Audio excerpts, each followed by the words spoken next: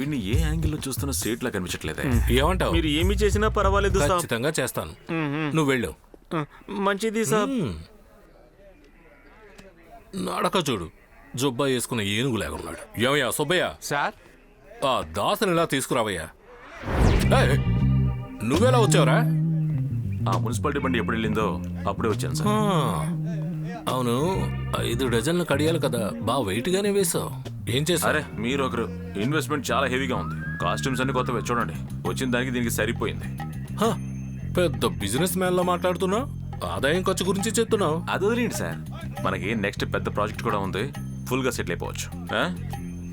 వెళ్ళండి సార్, వెళ్ళండి.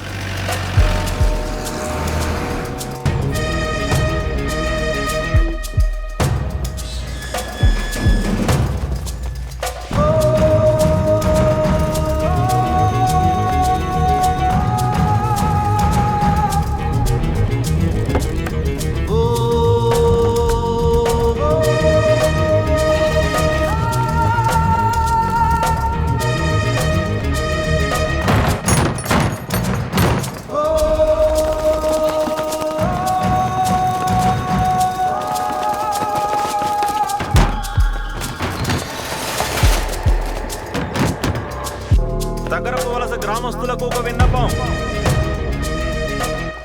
144 సెక్షన్ విధించి ఉండడం వల్ల రవాణా సౌకర్యాలు నిలిపివేయడమైనది. పని కోసం వేరే ఊర్లకు వెళ్లే వాళ్ళకి ఉదయం 7 గంటల నుండి సాయంత్రం 6 గంటల లోపల తిరిగి వచ్చేయాలి.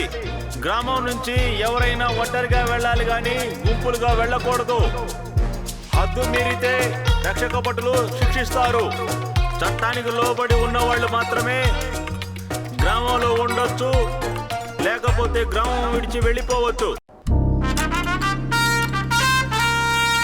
ముత్తన నాకివ్వండి. నిన్ను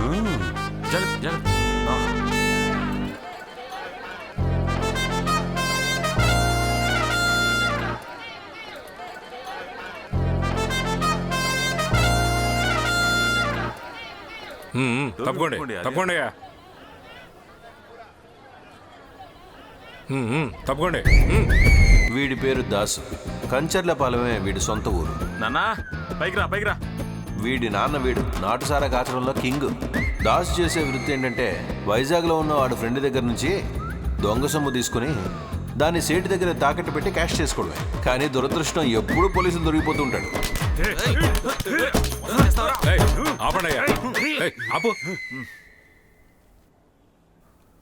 ఎలా కనిపెట్టావయ్యా? సార్, 1 నెల నుంచి కడియాలు తీసుకొచ్చి డబ్బులు తీసుకు వెళుతున్నాడు సార్.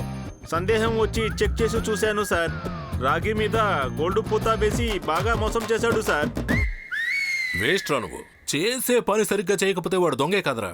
ఆ అర్హత నీకు లేదురా. వేస్ట్ రా నువ్వు. చేసే పని సరిగ్గా చేయకపోతే వాడు దొంగే కదరా. ఆ అర్హత నీకు లేదురా. ఆ అర్హత నీకు లేదురా. హాయ్. ఎటువంటి అర్హత లేకపోయినా వీడిలోనూ చిన్న టాలెంట్ ఉంది.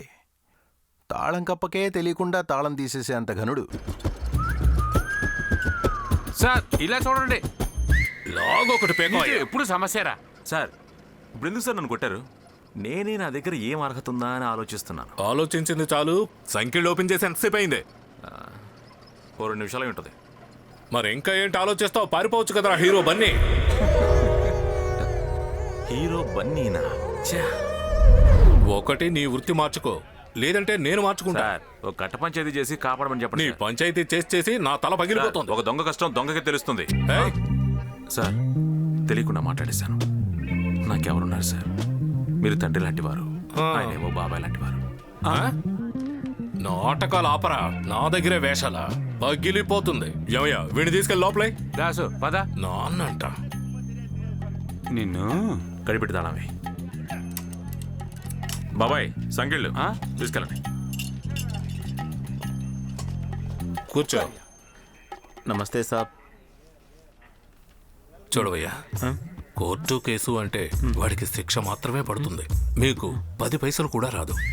వాడితో మాట్లాడి ఒక అమౌంట్ ఫిక్స్ చేస్తాను, తర్వాత తీసుకుందుగా.